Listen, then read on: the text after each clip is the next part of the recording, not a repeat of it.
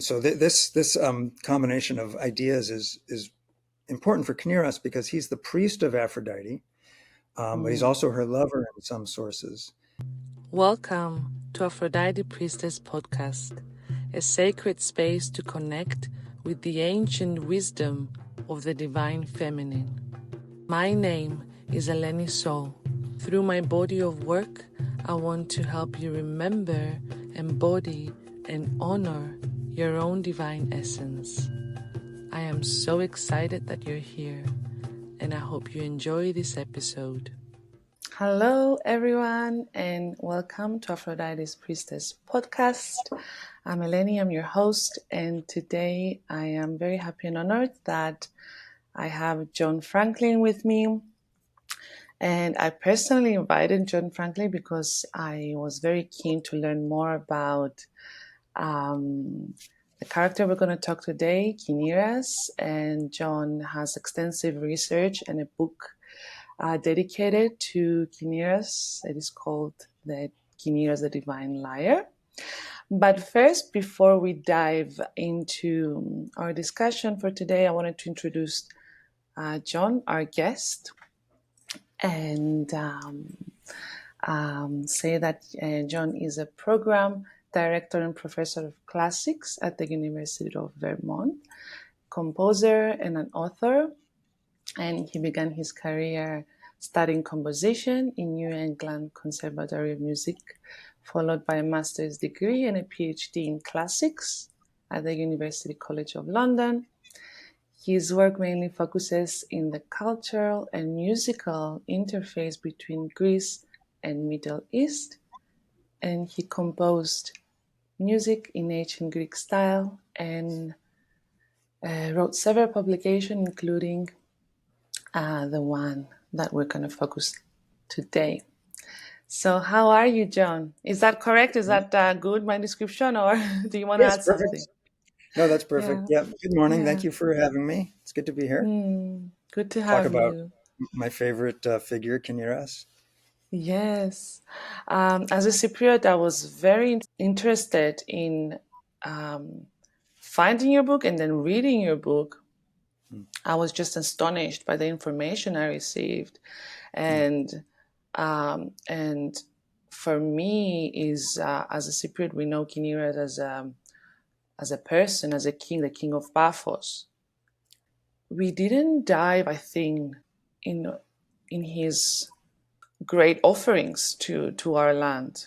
And Mm, I just wanted to say before we start, thank you for giving me this big perspective of what Kinyras is, which is more uh, than a culture here, but has so much mm.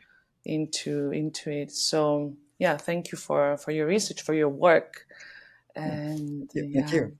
Mm. So I'm just curious to start with your own interest in this character, and I want you to take us back to the first time you felt drawn in learning more about Kinyras, and what was that thing specifically about Kinyras that made you go into this extensive research and years of um, Yeah. yeah, Many years of my life. Yeah, 12 years. yeah, wow. Well, I first encountered Kinyras when I was doing PhD research on the relationship between the music of early Greece and the music of Mesopotamia. Mm, So I was looking at a handful of cuneiform tablets that um, are related to the tuning of the lyre, the lira, the mm-hmm, kithara. Um, and in the course of this research, I traveled to Cyprus and also to Turkey to look at iconography or pictures, artistic mm, pictures of music making scenes, and to collect evidence about music making at the borderlands between the Aegean and the Near East. And so I went to Nicosia on Cyprus to mm, the Cyprus American Archaeological Research Institute, CARI, and I ran into the name of Kinyras, which several scholars had connected. Well, also ancient sources connect him with the name of an instrument, the kinyra, which was a kind of a lyre. And there were also the Kinyrides, the Kinyridae of Paphos, which was a name for a group of priests at the temple of Aphrodite. It was also the name of the royal dynasty of the kings of Paphos. So this one word, Kinyridae, indicated both some kind of temple priests and kings, priest kings. And so people now in the 1950s, some tablets were found at the Syrian city of Ugarit, including lists of gods. And in one of these, several of these lists actually, are divinized objects. So one of these was the Kinaru lyre. And so the scholars that published these tablets, and in those years right around their publication, a number of scholars suggested that the divinized lyre Kinaru might be the ancestor or related in some way to the Cypriot mythological king Kinyras. Because Kinyras, the word can mean something like the lyre player, Kinyras.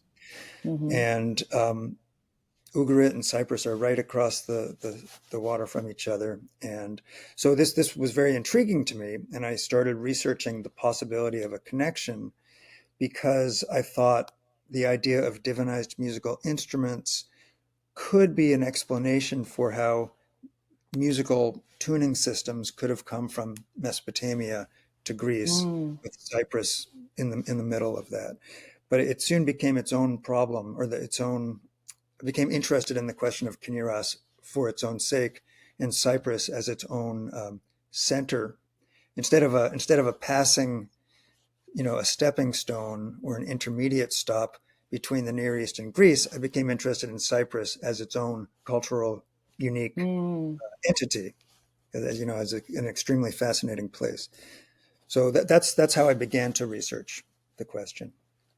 So is it right to say that maybe, not maybe, I can understand also from your love for music and composition that traveling back in time to discover the music and the importance, and also in how it was used in the temple and how the instruments were divinized, took you in its own journey, and then from there you went into the historical events. So interesting. That's correct. Because so we have this one example from Syria of the kinaru, but we have hundreds of examples of divinized musical instruments from Mesopotamia. So there the evidence is very, very rich. And we find that not just lyres, but other musical instruments and other objects like incense burners or weapons or things that belong to statues of gods. Those objects were divinized in Mesopotamia and treated as gods. So quite literally, so that people would give offerings of oil or of bread to these objects. And we even have a couple of texts in which, mythological texts from in Sumerian language, in which these objects appear as characters or as personalities. So in the real world, they're physical objects, but in the mythological world, they become people.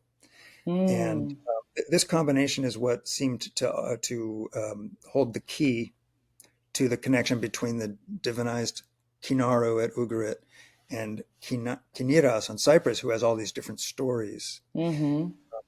So that journey led me back towards Mesopotamia, which provides all the material for the comparison or for contextualizing Kinyras. Yeah, I get it.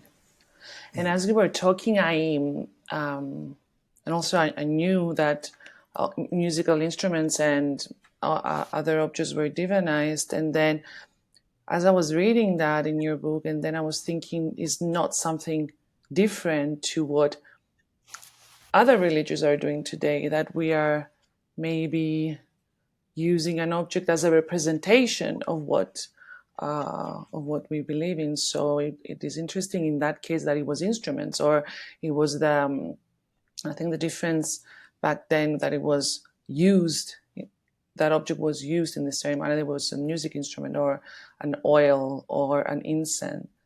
So That's right. yeah. And the musical instruments have a special further dimension because they're used, Mm, in the songs that communicate between the human participants, the priests and the kings and the queens, and the god. So they're mm. like a divine telephone in a way. Yes. That Wow, because I love that. Yeah. because the musicians activate the instrument, but the Mm-hmm. instrument has its own sound, its own voice, Yeah. and Yeah. the god can communicate to the priests through the music, and the Yeah. priests can communicate to the god through the music. So it has a special extra role.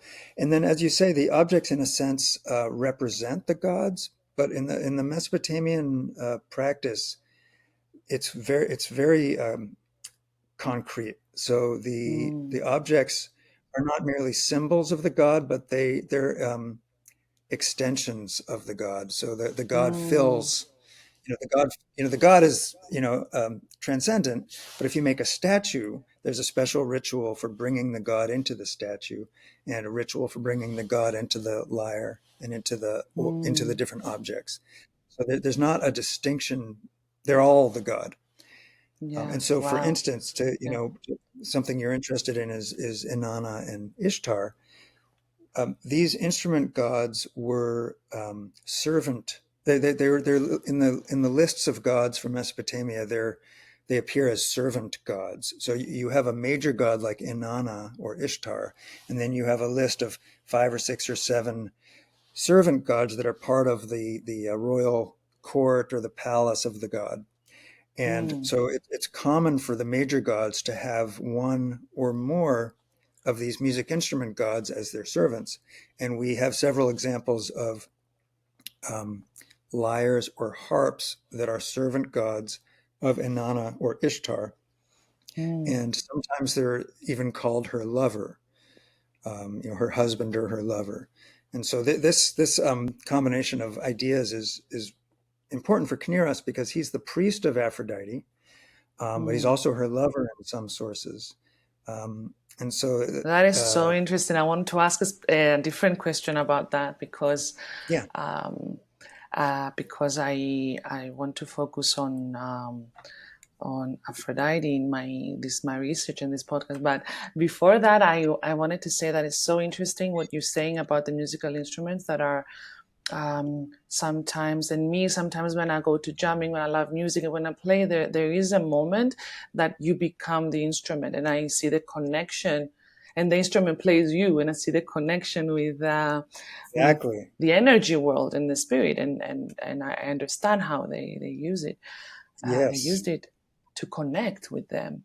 And also, is it true that Inanna, the word Inanna itself is maybe is derived from Lyre, from a lyre, from an instrument? um, I don't know about that. My understanding was that Inanna is Ninnana, which is Lady Moon, Lady of the Moon, but I'm not sure Mm, about mm. that. Okay. Yeah, I mean, so Um, for instance, maybe what you're thinking is, or there's something that's relevant, which is that a number of musical instruments are called divine inanna instrument. So mm, it means that it doesn't mean that the instrument has the name inanna. It means that um, could mm-hmm, the scribes could describe the instrument as being the instrument that's beloved to Inanna, Inanna's instrument. mm, mm-hmm, mm-hmm. Yeah.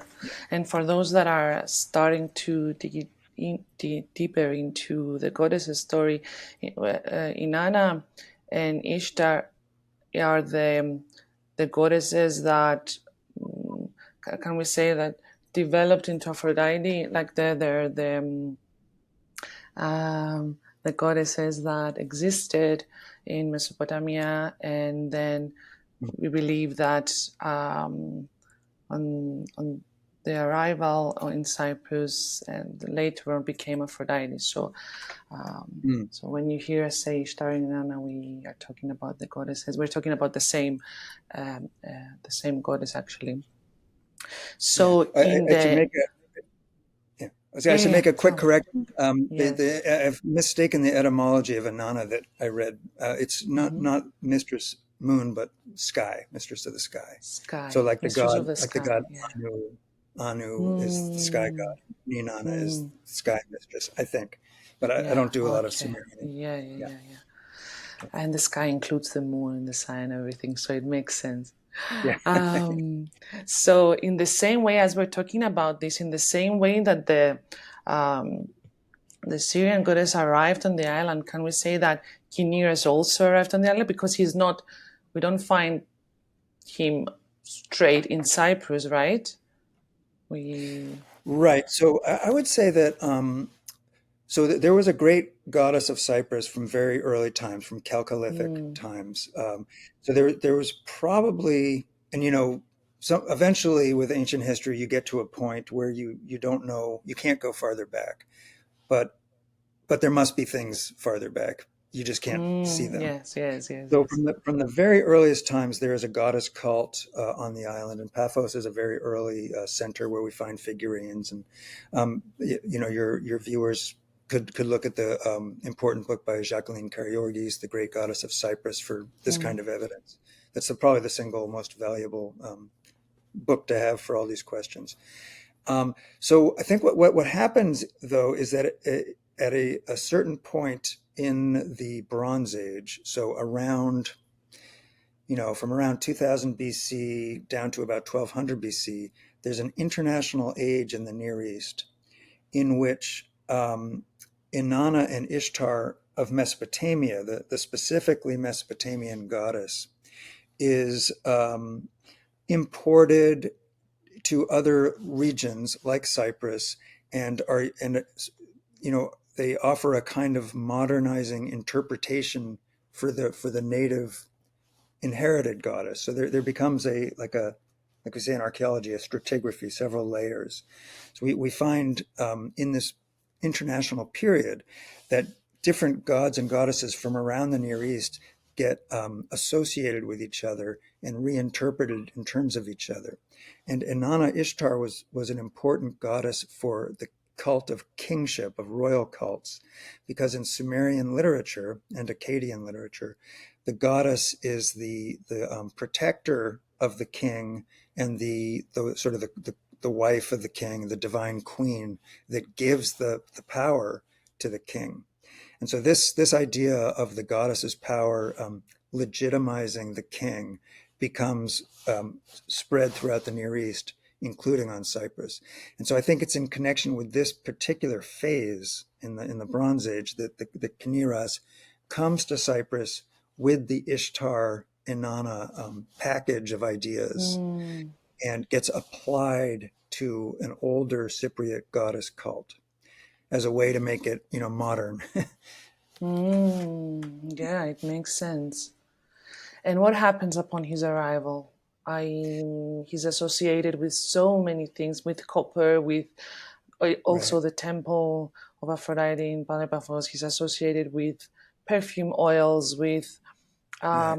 some letters call him brother, from which that means he has um, status. So what is from that moment and forward his evolution on the island? So it's this is a particularly tricky problem of scholarship because the Near Eastern sources go back to the Bronze Age or the second millennium BC, but the Greek and Roman sources that talk about Kinyras, they don't begin until Homer and later. So there's about a Mm, thousand years, in some cases, a thousand years or more. Well, Homer to the Bronze Age, 500 years, but there's a gap between the Near mm, Eastern documents and the Greek and Roman documents. By the time we see Kinyras in the Greek and Roman documents, because that's the only place we see him, is Greek and mm, Roman documents, he has taken on all of these attributes that you talk about. So he seems to be the central culture hero of Cyprus for Greeks in the time of Homer and later. So let's say from the 8th or 7th century BC. So if you lived in Athens, in the 5th century BC, and somebody said, "Who's Kinyras?" You'd say, "Oh, he was an ancient king of Cyprus, and he invented metalworking, and he invented bricks, and he invented tiles for the roofs of buildings, and he built temples, and he invented perfumed oil, and he played the lyre, and he basically did and he built ships, and Mm. he had maritime commerce, and he was very rich, and he was a king over the whole island. Um, that would be what later Greeks thought. So somehow we have to explain how you can get from a divinized musical instrument that's sort of the lover of Aphrodite to this sort of what people remembered as being a real historical king. And so for me in my book, the most valuable way to approach this problem is the figure of King David in the Bible, because King David is also a lyre player, and he plays the kinnor, which is the Hebrew version of the same word as kinaro and kinyra. It's the same Mm-hmm. word. He's also the king. So he's a king who plays the lyre, and in some ways, he only becomes king because he plays the lyre, because the previous king was Saul. Saul had the affliction of the evil spirit. And so he said to his people, find me a kinnor player to heal my Mm. problems. And they find David, and David comes, and he eventually becomes the king instead. And when he moves the Ark of the Covenant to Jerusalem, there's a very detailed description of the ritual that they did. And in this ritual, David is playing the kinnor, and he's at the front of the parade, the procession, when he moves the temple of Yahweh, of God, to Jerusalem. And so there we see a king, who has royal power in part because he plays the instrument and uses the instrument in order to conduct state rituals in the service of a higher god, of a god. Mm. So all those pieces are what we have for Kinyras on Cyprus, except that instead of Yahweh, it's Aphrodite. He's king over the whole island. He's a temple builder, like David would be a temple builder. David's remembered for other things besides music. He's a kind of a culture hero. He establishes, the first temple, and he sets up all the musical guilds and the priest guilds. And so I think what happened is that in the Bronze Age, a king had power because of Ishtar Inanna cult. But the king played the role of the lyre player that was the lover of Inanna, and used the lyre to communicate with the goddess, and Mm-hmm. had power from the goddess. And I think so. I think the historical kings of Bronze Age Cyprus, um, this was like a performing costume or a mask that they used in real life. And what we see in the Greek and Roman mythological sources is a memory, a popular or a cultural memory Mm. of this set of ideas. And so 500 years later, 1,000 years later, what people remember is, oh, there was a king Mm. who played the lyre and who ruled the island, and who, that I think that's what happened. Mm. Yeah, it makes sense. Yeah. This is a very logical and thorough explanation of how sometimes the tales pass on, and then a story is repeated or recreated.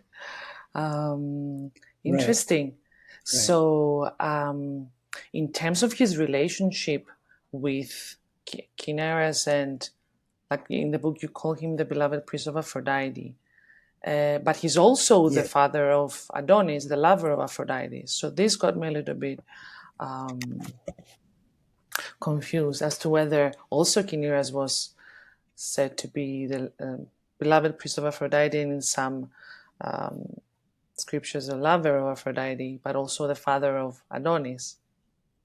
Right. That's complicated, and this is an example of something you often see in mythology, which we call Mm. doublets. So a double or a twin. Yes, yes. What it means is the same myth or mytheme. We say mytheme, which means like a mythological idea or a theme, mythological theme Mm-hmm. that occurs in several different versions.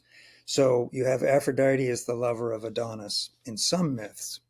In other myths, Aphrodite is the lover of Kinyras. And of course, she has other, Anchises and Mm. other figures.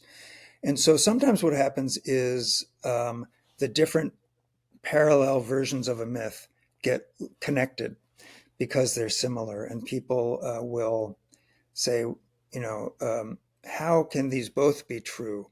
Oh, Mm, well, and they'll find a way to connect them.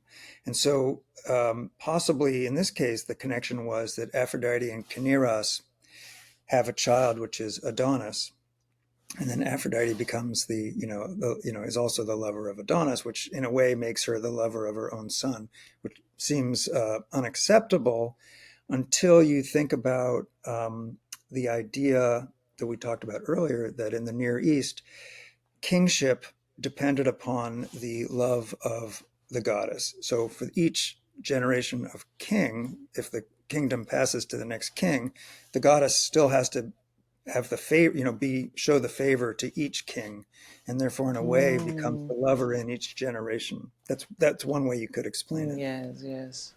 Mm. Yeah. Wow, I'm learning so many new new things talking with you. And how, like you said, that to become the lover of the king, to become the lover of the goddess, they needed to go through a kind of ritual, let's say, right? To wear a Yes. mask or to um, can you describe how would that look like or sound like if they played music there? There's another Mm, important source for this kind of thing is iconography, and there's a very mm-hmm, famous vase from the Hittite world. I have an illustration in my book, which shows it's called the Anandak vase. It shows multiple registers or levels, and you see a lot of people, including some musicians and including a king, doing different actions, different ritual actions. And the very final scene of this is the king having sexual intercourse with a woman, maybe the queen, maybe a priestess, maybe it's purely symbolic, and it's just supposed to be the goddess. We don't know, mm-hmm, and scholars offer many different interpretations of this vase. A lot of people, the usual idea is that it's some kind of fertility ritual. Other people think it's mm, a kingship ritual, a coronation ritual in which the king performs a hierogamy or a sacred marriage in which he becomes the partner of the goddess by means mm-hmm. of And sexual finally, the intercourse. king. Right. So, a Mm, lot of feminist scholars now don't like the idea of sacred marriage, or there's a related controversy with sacred prostitution that you asked about. mm, And so there's an attempt to kind of move away from those older mm, interpretations. But in my opinion, this particular vase, the Anandic vase, it has explicit sexual intercourse in a royal setting. It might mean other things than hierogamy, but what exactly does it mean? It does seem to show the ritualization of sexual intercourse in the mm, context of kingship. So, mm. yeah. What we Which, don't have, though, yeah, to get back to your question, what we don't have is an exact ritual saying, here is how you crown the king. Boom, yes, boom, boom, boom, boom. But they must have had such rituals. yeah, I yeah, yeah. guess the last one I'll mention is from the Syrian city of Ebla around 2400 BC.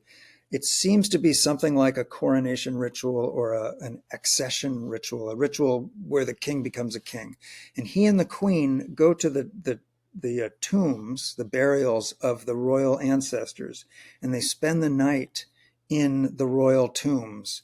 And at daybreak, there's songs and lamentations are performed, and it seems that maybe this, through the performance of this ritual, creates the king, or maybe is like a New Year's ritual that reestablishes the power of the king and the queen. So that's maybe the Mm. closest one I can think of.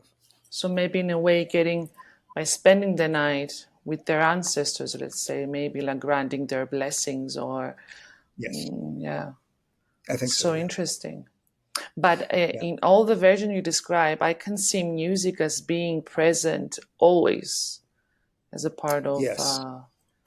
and the musical instruments back there, they're the lyre. And I remember like reading in your book, like the first ever frame drum was made in very ritualistic way, right? Yes, that's right.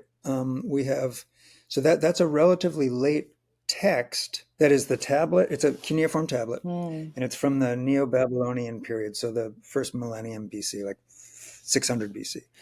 So that the actual tablet is late, but these kind of rituals are definitely older. We have some fragments of tablets that are 1,000 years older that have the same bits of the same ritual. And again, I describe this in my book, but there's many specific steps involved in the creation of this frame drum. And there are parallels from Africa and from Asia in traditional musical societies for magical rituals in the creation of instruments, starting with Mm. selecting the right tree, cutting down the tree in the Wow. right way, making offerings to the tree or to the god that invented the instrument.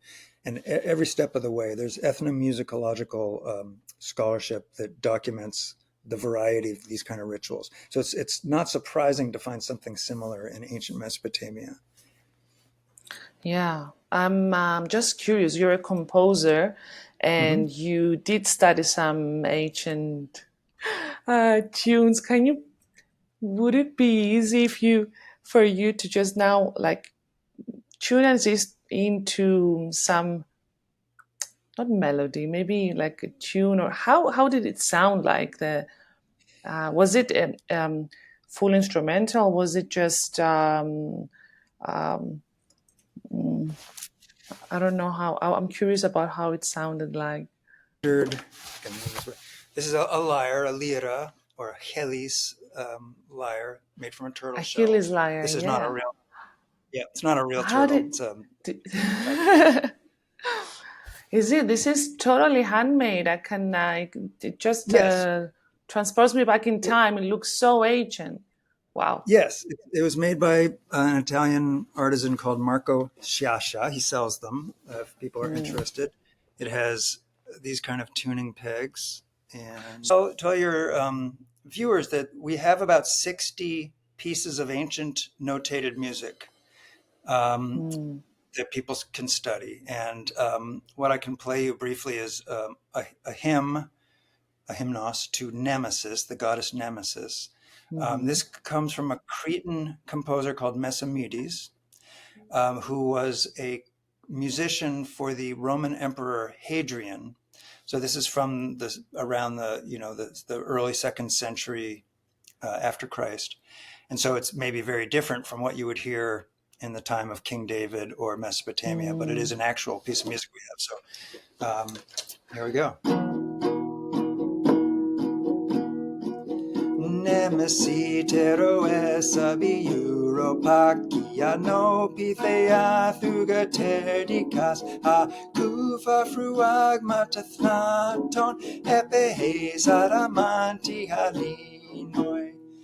It keeps going after that, but Hmm. I just play it like a guitar. But there's other people like Nikos Xanthoulis is a virtuosic player that people can Google Hmm. on YouTube.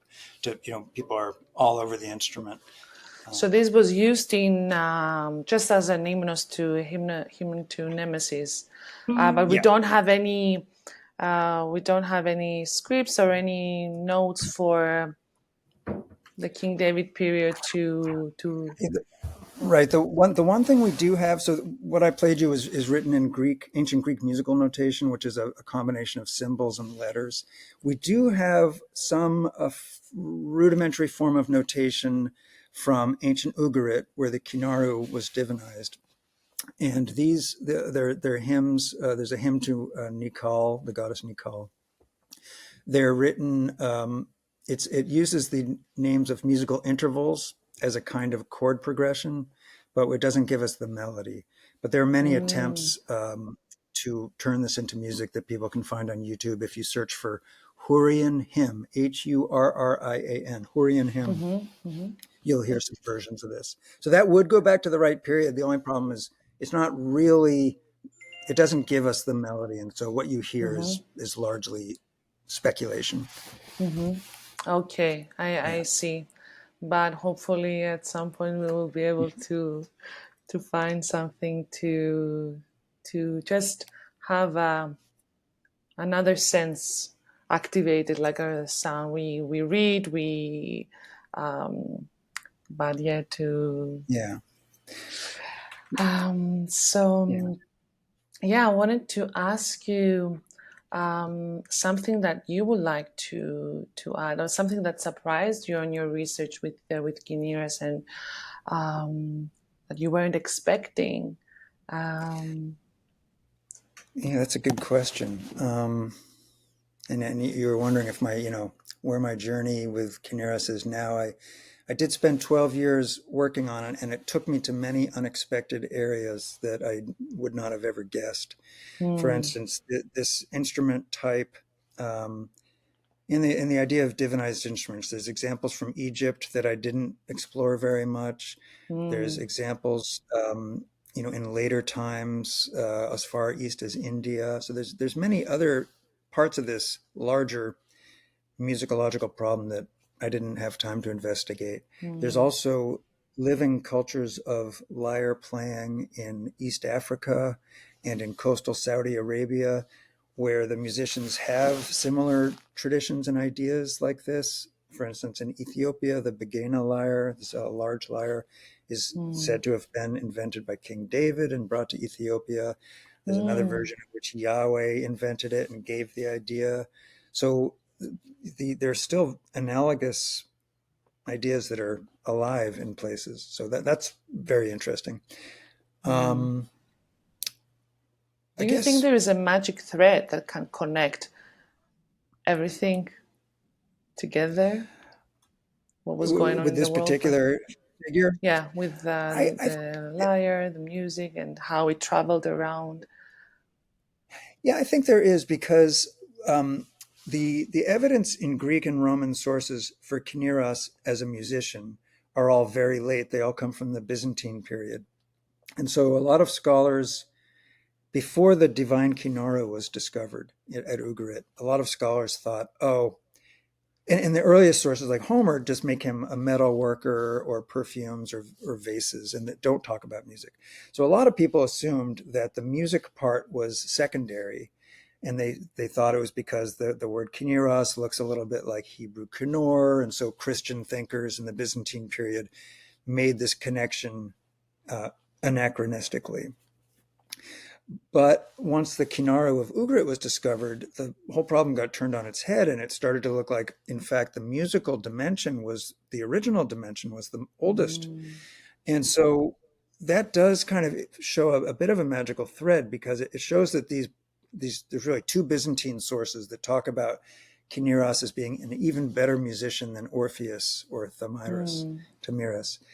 Um, it shows that in parts of the Eastern Byzantine world, let's say Syria or the Levantine area, or maybe in Constantinople, in the eastern part of the Greek world, people remembered this very ancient dimension of Kinyras, mm, for a couple of thousand years, even though it was not mentioned in any source in between Ugarit 1400 BC and these Byzantine sources, 1200 after Christ. So that's 2600 years in which at the popular level, just people like you and me talking and sharing ideas, this original essence of Kinyras was handed down.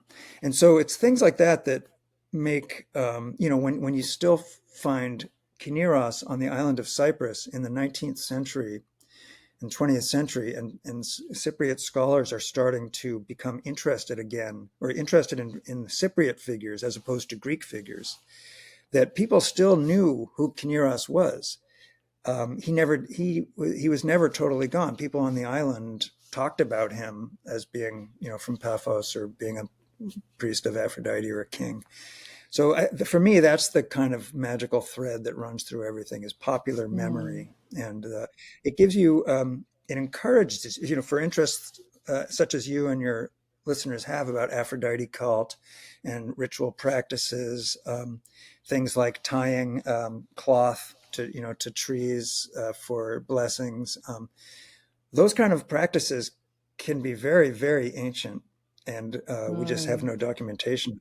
But it really does mm, encourage your faith mhm, in the power of popular memory and preservation. Yes, I feel that I totally agree. And sometimes when the documentation is absent, there is a strong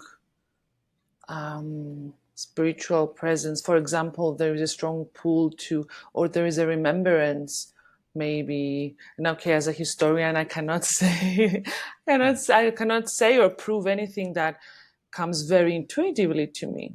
And as a Cypriot girl growing up on the island of Aphrodite, there are some um, rituals and some, let's say, repetitive patterns that we don't know where they're coming from, but we still do them. And Right. there's this connection with that energy, even if there's no evidence of that. That's Um, right. yeah. Well, a really interesting example is in Lebanon at the site of Afka, which in Greek myth is where Aphrodite and Adonis met for the last time. That's where Adonis died. Um, and even now, if you go there, Christian, Lebanese Christians and Lebanese Muslims both go to this place, and it's a sacred site for both of them. And people tie the cloth on the trees and so on. Mm, And the fact that it's the fact that it's both Christian and Muslim strongly indicates that it's a practice that goes back before the distinction hmm of those populations. And you see very much, and the fact that it's at this place that Greek mythology already holds sacred, you have a very strong case for supposing that people have been doing this practice all the way since antiquity. And I think you have very mm, similar things happening on Cyprus. First of all, with yes. these, we call them rag, the scholars call them rag bushes that you have on Cyprus, like you have down at, at the rock of Aphrodite near hmm Paphos. People tie those rags there, but other Right. practices too that you would know better from Cyprus. Yeah. Yeah. Wow, so interesting. I wanted to ask you where you're standing with your research right now. I know that you're writing a new book. Mhm. Is it Kinyras is going to be involved in that as well, or where are you standing in relation uh, to Yeah. Kinyras right now? Well, so I've done all the research on Kinyras that I think I'm going to do, but putting most of my time into composing new music that Hmm. follows ancient principles. So I've written music for um, the Helen, the play Eleni by Mm-hmm. Euripides, which takes place in Egypt. So it's in this kind of special world. And I've written some music for Aristophanes' plays. And I have a group called The Call of Kinaru, which is the Syrian divinized lyre, that plays this music. And we dress in costumes, Wow, I didn't and know that.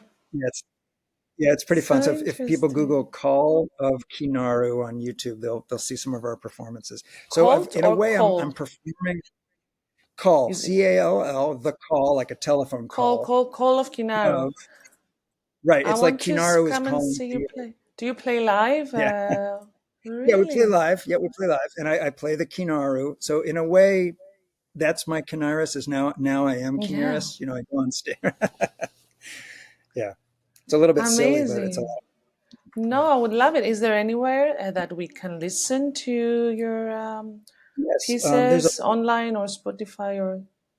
Yeah, if people go to YouTube and if they search Mhm, for Call of Kinaru, Kinnaru,